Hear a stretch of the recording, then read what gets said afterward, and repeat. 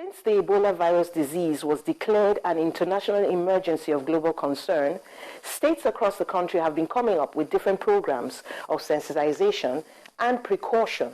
The Ebola virus outbreak is changing the way people and governments behave.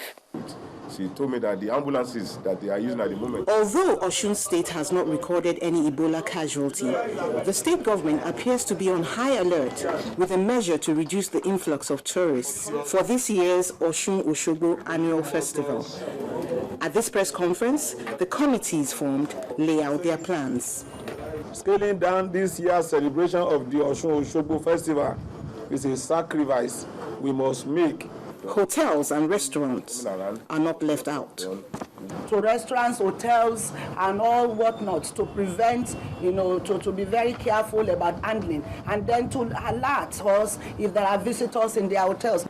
In Port Harcourt, it is a sensitization program where this large crowd, most of them women, are given basic information about Ebola.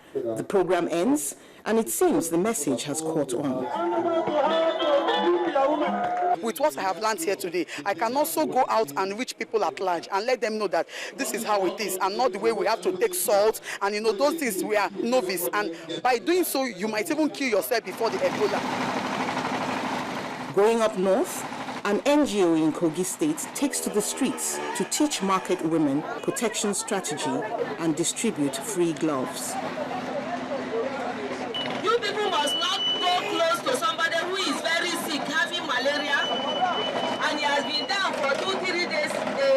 He's not getting better, even though they give him medicine. Meanwhile, the Kogi State government has come up with a unique idea to get down to the grassroots. Information, education, communication devices have been put in place for purpose of reaching people. We are trying to work on them to translate them into not only the 3 languages that are commonly used there, but to other languages in the state.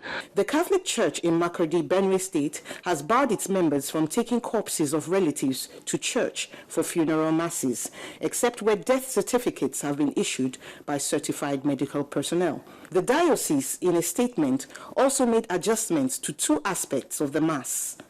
The Holy Communion will now be served in the hands instead of on the tongue. And the sign of peace, which usually involves handshakes, will now be expressed without contact. We have been assured that our greatest enemies in these trying times are lack of information, panic which may lead to insensible actions, and not acting on the information we know. With more people and organizations making sure that Nigerians fight the Ebola virus disease with the necessary tools, we may see the end of this episode sooner than later. Mary Alale Yusuf, Channels Television News.